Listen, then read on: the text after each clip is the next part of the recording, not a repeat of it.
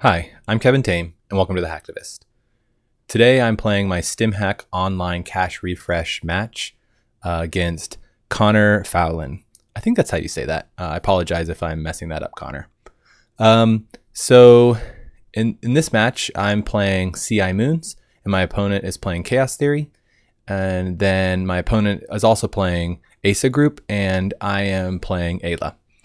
Let's jump right into this match and talk about some of the lines of play that I make and my opponent makes. So this is a decent starting hand. I want to see ultraviolet clearance or a moon, so I decided to keep this one. I can put an ice over HQ to protect the selective upgrades, and then I can set up for a violet level next turn, ultraviolet next turn. I think it might have been a misplay to actually put the ice on HQ because of the indexing threat. And it's unlikely that my opponent was going to run, and they might check HQ and they might hit it, but I don't want to be indexed. I see professional contacts, which is a little strange. I was probably more going to expect magnum opus, but professional contacts is really good. So my opponent, it does index me, which is a real pain, and it's unfortunate that that my opponent gets this off and also steals an elective upgrade. So this makes my job a lot more difficult. This ultraviolet doesn't really pull the ice that I want. It puts out an Ichi, and since my opponent has no breakers out, Ichi is pretty much useless. So I'm hoping that it just acts as a threat to my opponent. And face down ice is always I think really powerful. My opponent isn't wavered and decides to run anyways. Which I think is good because my opponent wants me to res ice and make me poor. This was really unexpected to see this mining accident. And with moons, I have to pay the 5 if I can. And I pay it because I also have a hedge fund, so I'm able to recover. So I gain a credit, I hedge fund, and then I put out I was debating if I wanted to protect R&D, but I decided against it because I wanted to I needed to go for the moons play. Because I need an end the run ice for moons to be able to get as many counters as I can.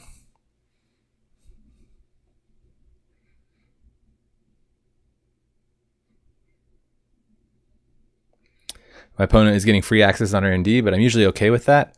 However, they pull Vitruvius, which is not great because now my opponent is on game point. If they hit any of my agendas, they win. So I can't sneak out agendas. I have to be very cautious this entire game. I decided to put out 2 money cards because I need to start getting money so that I have the ability to res. And what I really need to do is I need to protect R&D. I see another indexing come out, which is very problematic. And I'm like, oh man, I'm going to lose this game. But I don't think at this moment, I'm like, oh, my opponent probably doesn't realize that I have a moons. And so what I end up doing is I pop my moons to draw the top card. I think the play that my opponent could have made was put the Project Vitruvius 3 cards down so that when I run in, I'm forced to pull my moons, and then they hit the agenda there. If there was 2 agendas, then they put 1 on top and then 1 on 3 cards down. That's I think the play to be able to it would be a winning play. I put this calibration testing in because what I want to do is start setting up MCA, and I want to score out this elective upgrades. And the way I like to score it is I like to get MCA to 2, then bring it up to 3 on 1 turn, and then click it for 5 clicks. I then install elective upgrades, advance it 4 times, then use the calibration testing to score it. Oftentimes my opponents don't, what my opponents do is they don't expect me to score the elective upgrades that turn. My opponent here, he deals with the calibration testing, so I decide that I want to wait and before I install my next one, because I think he's going to be contesting whatever's in that remote every time. So I want to wait until I can actually afford to install it. This is a real pain as well, seeing the Ma. it feels like my opponent is really teched against my deck with the mining accidents and the maw. And so this puts me in a very tough position. And in this situation, what I think I should have done, well, I was nervous about losing an agenda and losing the game with maw, so I put out Wampoa.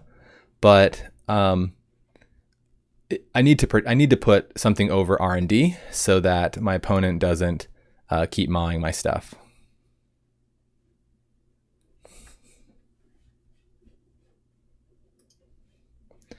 I think that was a misplay on my opponent's part, because checking archives, yeah, it could win you the game, but I think it wastes a click, and I think it's better to either draw or get money, because every click is very valuable at this point, because I have MCA, and once I get my elective upgrades, the game is on a timer, and so you want to have the ice that you need, and you want to have the credits that you need to be able to contest stuff, or the icebreakers, I should say. My general rule of thumb is I try and maw as many times as I can before I do an archives run. So here's where I bring the calibration testing in, and the reason I do that is because I want to score this elective upgrades next turn. A lot of times my opponents, they don't realize I can score in this next turn, and so I go ahead and I pop it. I'm up to 5 clicks now. I advance 4 times. I then get the calibration testing to score this. And now I'm 2 turns away from winning the game. So my opponent's in a real desperate situation. He needs to find his inti, or he needs to, he needs to find some pieces to be able to get in.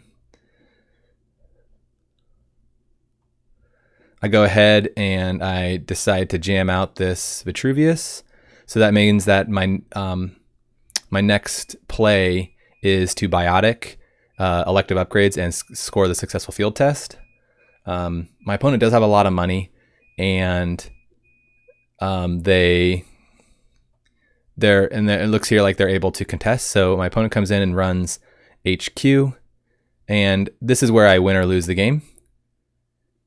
They miss the successful field test, but if they had hit one, I obviously lose. Also, if they'd hit the biotic or mod the biotic, I lose.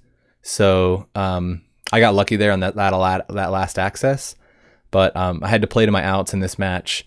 My opponent hit some agendas early with indexing. I think a big misplay was not icing and just taking the risk that they run HQ and hit it. I think the right call was to always play to pay the bad pub. Or to pay the 5 instead of getting the bad pub, because letting your opponent have the bad pub is really bad for assets, especially when my assets are like 3 cost and 4 cost. Like, it makes it much easier for them to trash. Very well played by my opponent. It was a great case of where I had to play to my outs because it was a very tough match for me. So let's jump right into the next match. So with Ayla and the NVRAM, I like to put hardware and programs and maybe my same old thing. I don't like to put events on there because it feels weird to click it off and then have to play it. I mulliganed to my starting hand because it did not have professional contacts. I want to see professional contacts every time. Ayla has a 71% chance of seeing it either on MVRAM or in the first, your draw or mulligan. Here I see an indexing early, and I have 2 agendas on there. So what I did here is what I'm debating is how to steal this, because Ikawa takes me an extra click. So I can't steal the Project Vitruvius and the Ikawa project.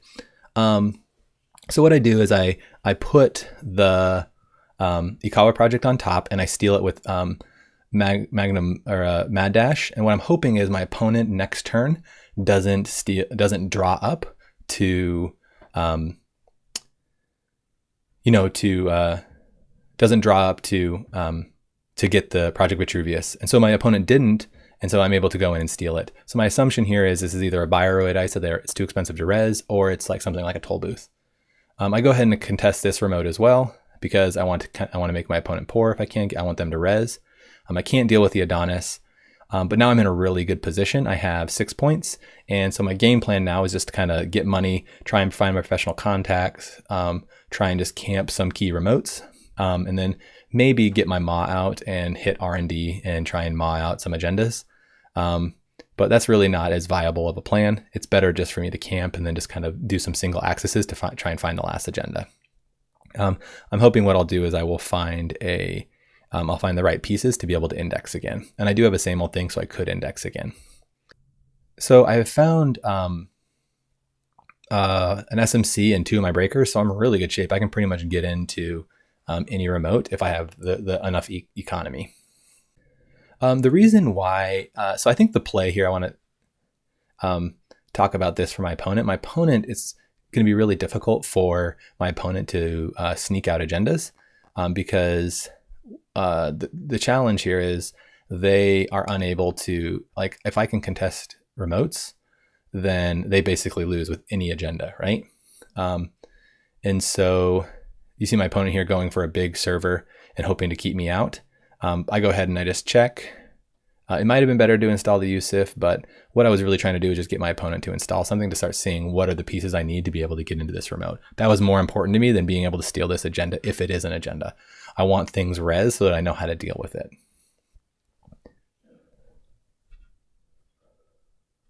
The other thing I think my opponent, like a smart play for my opponent here, is to have calibration testing and MCA austerity, because their job becomes they want to be able to score from hand. They don't want to be putting things out in servers, I think.